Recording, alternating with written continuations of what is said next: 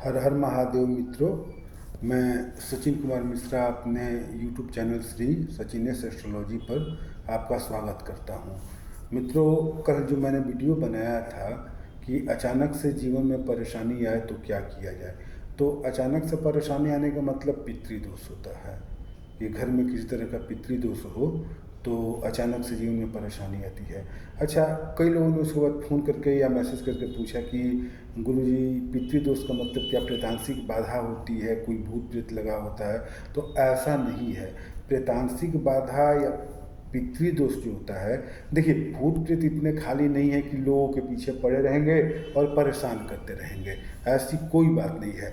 पितृदोष का सीधा सीधा मतलब ये होता है कि हमारे घर में हमारे पूर्वज जो हैं, जिनकी अकाल मृत्यु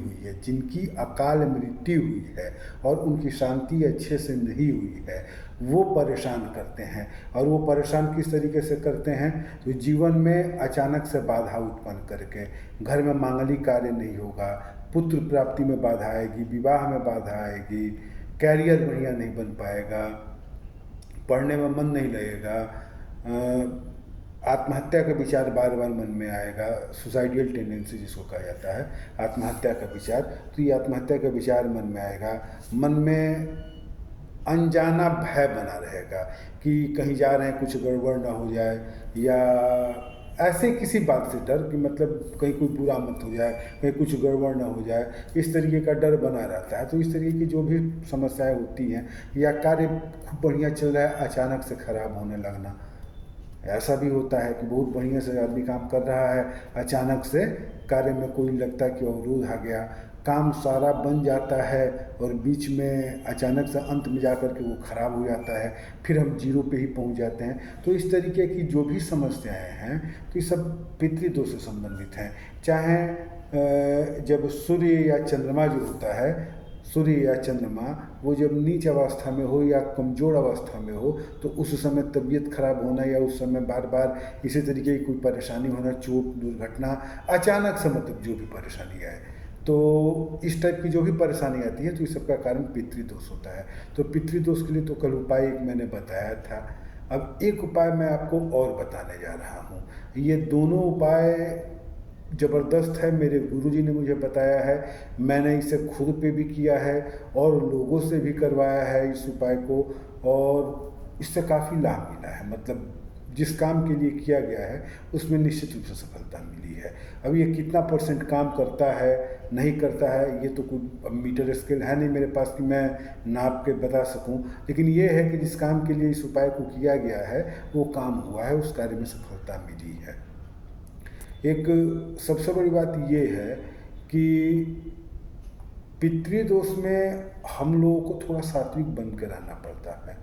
पितृदोष में अगर आप ये सोचें कि हम बस रफली ऐसे ज़िंदगी जी रहे हैं और मेरा सब कुछ अच्छा होते जाएगा, तो ऐसा नहीं होता है। अब बाकी समस्या देख करके खुद समझ में आ जाता है कि कुछ न कुछ ऐसी बाधा है जिसके कारण अचानक से परेशानी आ रही है। जहाँ बात अचानक से परेशानी की है, या एक फ़िक्स टाइम पे तबीयत खराब होना, या फिक्स टाइम पे काम का खराब होना, मतलब खास महीने में, खास समय में, तो ये सब पितृदोष का लक्षण होता है। और पितृदोष और कुछ भी नहीं होता है। हमारे जो पूर्वज होते हैं, जिनकी अकाल मृत्यु हुई रहती है और उनकी शांति नहीं की जाती है, या शांति कराएं अच्छे से शांति ना करा पाएँ, तो उनकी आत्मा भटकती रहती है। तो यही जो होता है पितृदोष का कारण होता है, बाकी और कुछ भी नहीं है। ऐसा बिल्कुल नहीं है कि कोई भूत प्रेत बैठा हुआ है, अब आपके ऊपर पितृदोष है या मेरे ऊपर पितृदोष है तो वो अब मुझे देख रहा है, मुझ पर हमला कर रहा है, ऐसा कुछ नहीं होता है। बस जीवन में परेशानियां आती हैं, अचानक से परेशानियां आती हैं, और इन अचानक से आने वाली परेशानियों को दूर करने के लिए मतलब पहला कारण तो ये होता है कि पितृदोष है। इसके कारण कुंडली में और भी योग होते हैं, जो जीवन में परेशानी लाते हैं। लेकिन अचानक से परेशानी आए तो एक परेशानी ये भी मान के चला जाता है कि पितृदोष है। अगर आपके पास कुंडली नहीं है, या आप किसी से कुंडली नहीं दिखा पा रहे हैं और अचानक से परेशानी आ रही है, तो ये मान के चलिए कि कुंडली में कहीं ना कहीं पितृदोष है। तो पितृदोष के निवारण के लिए तो एक उपाय मैंने कल बताया था, एक उपाय फिर और बता रहा हूँ। यह रामबाण उपाय है। एक चीज़ ध्यान दीजिएगा, जो शिवलिंग होता है उस पर आप अपनी किसी भी मनोकामना की पूर्ति के लिए किसी भी मनोकामना की पूर्ति के लिए अलग अलग चीज़ से अभिषेक करते हैं तो वो मनोकामना पूर्ण होती है। इस पूरे ब्रह्मांड में कोई ऐसा देवी देवता यक्ष किन्नर नर नारी या जो भी कहिए भूत प्रेत पिशाच, ऐसा कोई नहीं है जिसके पास ये क्षमता हो कि आप महादेव की पूजा करें, उनके ऊपर कोई चीज़ चढ़ाएं और वो जो निगेटिव शक्ति है वो उसको ग्रहण न करे और शांत न हो। यह संभव ही नहीं है।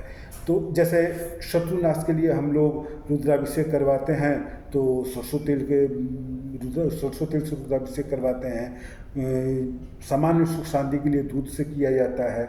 लक्ष्मी प्राप्ति के लिए गन्ना के रस से किया जाता है, या जल जो होता है जल में गुड़ घोल दिया जाता है और जल में गुड़ घोल करके उससे किया जाता है। तो मतलब अलग अलग कार्य के लिए सिर्फ शिव जी पे आप अभिषेक कर रहे हैं तो आपको लाभ मिलेगा। तो पितृदोष से बचने का एक रामबाण उपाय बता रहा हूँ मैं आपको कि प्रत्येक शुक्रवार को दूध में, दूध क्या होना चाहिए, गाय का कच्चा दूध होना चाहिए। गाय के कच्चा दूध में दूब मतलब दुर्वा, जो गणेश जी पे भी चढ़ता है और ऐसे हम लोग जानते हैं कि घास वास जो होती है तो घास होती है, दूब होती है, वही दूब। तो 1 3 5 7 मतलब जितना आपसे हो जाए वैसे कोशिश करना चाहिए कि कम से कम ही लिया जाए कि हमेशा उस नियम को पूरा किया जा सके। तो 1 लोटा गाय के कच्चा दूध में दुर्वा डाल दीजिए, अपनी शक्ति के सामर्थ्य के अनुसार 1 दुर्वा 3 दुर्वा 5 दुर्वा जितना हो सके मतलब इतना डालिए और प्रत्येक शुक्रवार को शिव जी का अभिषेक कीजिए, खुद से जाकर के उन पर चढ़ा दीजिए। ओम नमः शिवाय करके। स्त्रियां ओम का जप नहीं करेंगी, नमः शिवाय करके करेंगी। और ये मुश्किल से आप 7 से 8 शुक्रवार करेंगे, आपको लाभ प्रत्यक्ष दिखाई देने पड़ेगा। मतलब एकदम बिल्कुल लाभ दिखाई देगा। आपको लगेगा कि हाँ मैं कोई उपाय कर रहा हूँ और उस उपाय से मुझे लाभ है। तो आप इस उपाय को एक बार करके देखिए। करना क्या है, प्रत्येक शुक्रवार को गाय के कच्चा दूध में दुर्वा ले करके, दुर्वा की संख्या 1 3 5 7 यथाशक्ति जितनी हो सके, मतलब जितना रोज आप कर सके, हमेशा कर सके। हर शुक्रवार को जितनी दुर्वा, अगर 1 कर सकते हैं तो 1 ही दुर्वा डालिए, 3 कर सकते हैं तो 3 दुर्वा डालिए। तो मतलब जितना हमेशा हो जाए उतना दुर्वा ले करके और शिव जी पर चढ़ाइए। शिवलिंग पे ही चढ़ाना है, शिव जी की मूर्ति पर नहीं चढ़ाना है। आप 7-8 शुक्रवार करेंगे, आपको लाभ दिखाई देना शुरू हो जाएगा निश्चित रूप से। प्रत्यक्षम किम प्रमाणम, इसका मतलब मैंने कई लोगों पर उपयोग किया और सबको लाभ मिला है। धन कहीं ना कहीं से आना शुरू हो जाता है, लक्ष्मी प्राप्ति शुरू हो जाती है, पितृदोष धीरे धीरे शांत होने लगता है और भी मांगलिक कार्य होने लगते हैं। लेकिन एक चीज़ हमेशा ख्याल रखिएगा कि पहली बात, मछली नहीं खानी है। इस उपाय को करने में मछली नहीं खानी है, पहली चीज़। दूसरी चीज़ कि गाय का ही कच्चा दूध हो। अगर गाय का कच्चा दूध नहीं मिल रहा है तो बाज़ार में पैकेट का दूध आता है गाय के दूध के नाम पे, आप उसका यूज़ कर सकते हो, उसको ला सकते हैं उपयोग में। लेकिन भैंस का या बकरी का दूध नहीं लेना है। और बस आप इसको एक बार करके देखिए, आपको खुद ब खुद पता चलने लगेगा कि क्या लाभ है। इसमें सबसे बड़ी बात यह है कि जो मानसिक शांति होती है वो भी मिलने लगती है। डिप्रेशन एंजाइटी की अगर शिकायत है तो उसमें भी लाभ मिलता है। 7 से 8 शुक्रवार आप करेंगे, आपको लाभ मिलना शुरू हो जाएगा। इसको करते रहिए, हमेशा करते रहिए। लेकिन हाँ, परमानेंट उपाय नहीं है पितृदोष का। पितृदोष का परमानेंट उपाय जो है वो यही है कि आपको ब्रह्म गायत्री का 1.25 लाख जप करा करके त्रिपिंडी कराना पड़ेगा, तभी जो पितृदोष है, कुंडली में प्रेतांशिक दूध बाधा है, वो दूर होगी। लेकिन जब तक हम नहीं करा पा रहे हैं त्रिपिंडी 1.25 लाख ब्रह्म गायत्री का जप करवा के, तब तक इस उपाय को करेंगे तो निश्चित रूप से लाभ मिलेगा, गारंटेड लाभ मिलेगा। ठीक है, धन्यवाद बंधुओं।